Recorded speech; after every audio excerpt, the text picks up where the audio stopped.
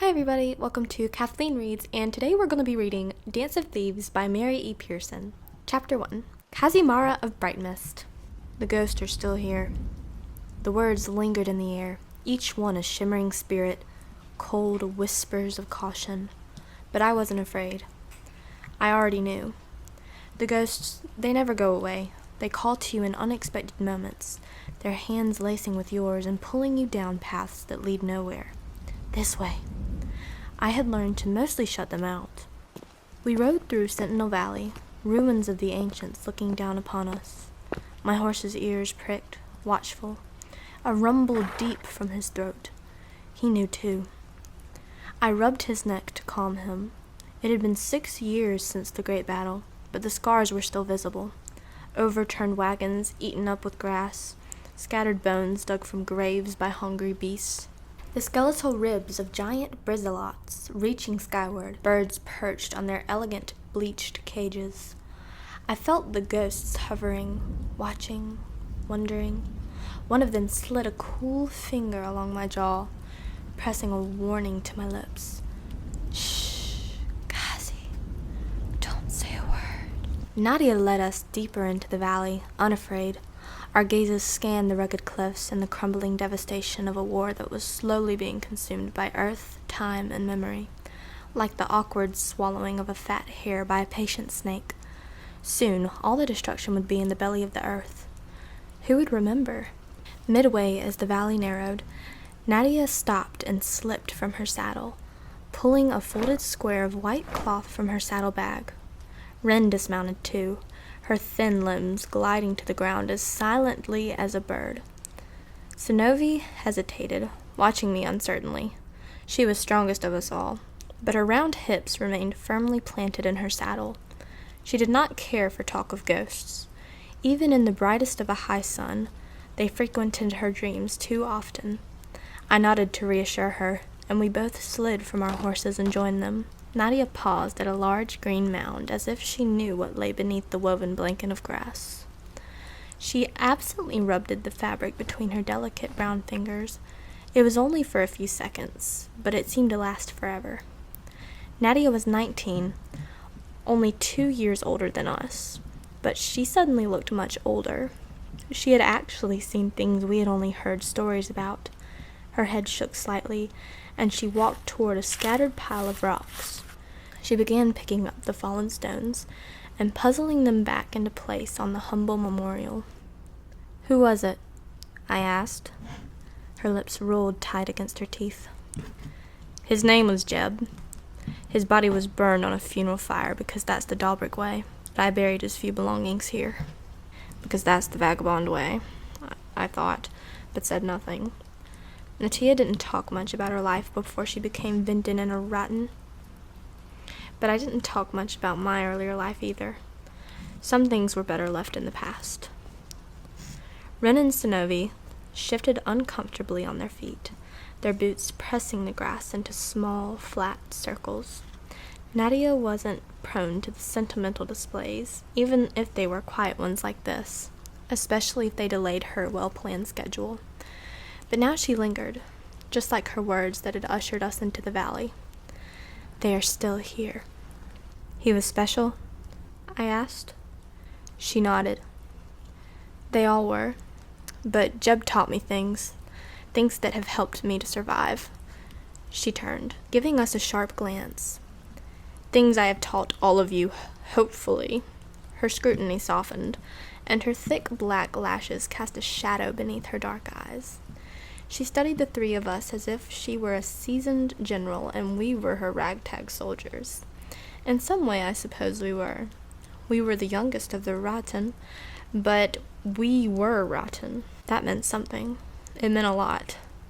We were the Queen's premier guard. We didn't rise to these positions because we were bumbling fools. Not most of the time, anyway. We had training and talents. Nadia's gaze rested on me the longest. I was lead on this mission, responsible for making not just the right decisions, but perfect ones. That meant not only achieving success, but keeping everyone safe too. "We'll be fine," I promised. "Fine," Wren agreed. impatiently blowing a dark curl from her forehead.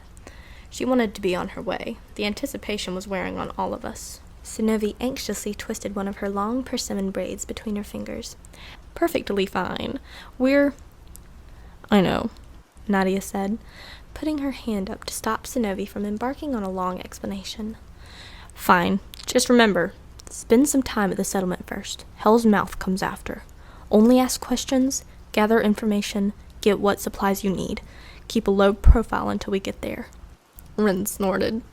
A low profile was certainly one of my specialties, but not this time. Getting into trouble was my goal for a change. Galloping broke the tense exchange.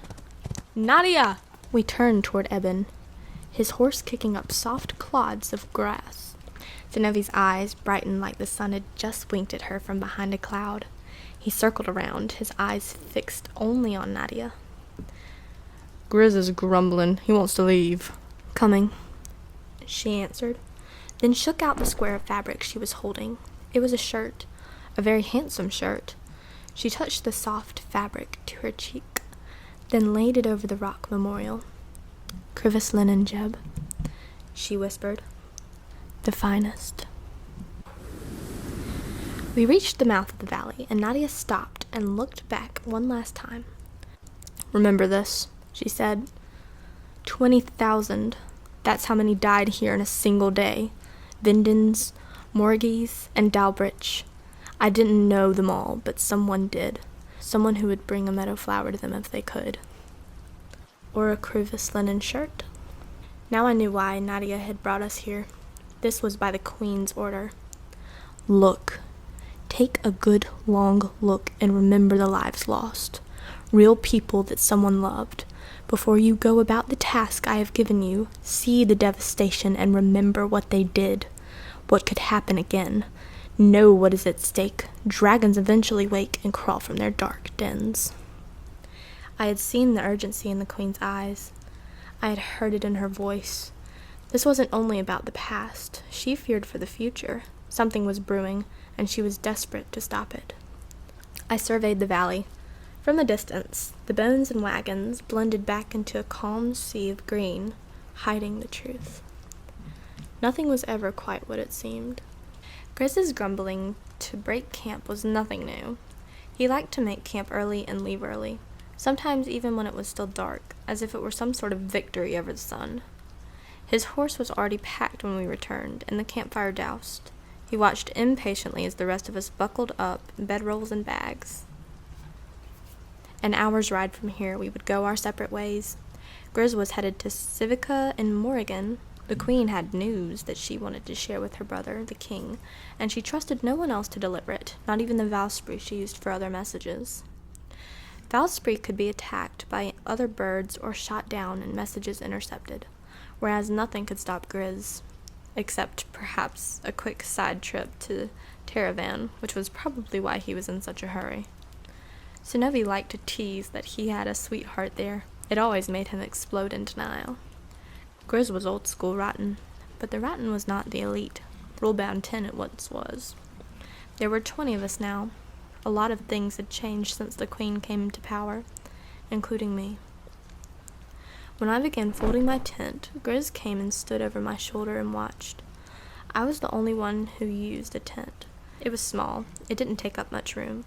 He had balked the first time he had seen me use one on a mission to a southern province. "We don't use tents," he'd said with utter distaste. I remember the shame I felt. In the weeks that followed, I turned that humiliation to determination.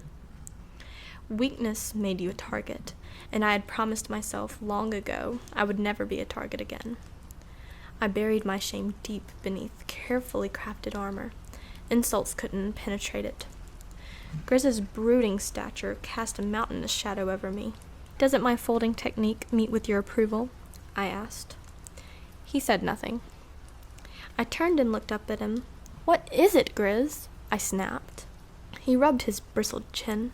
"There's a lot of open territory between here and Hell's Mouth. Empty, flat territory."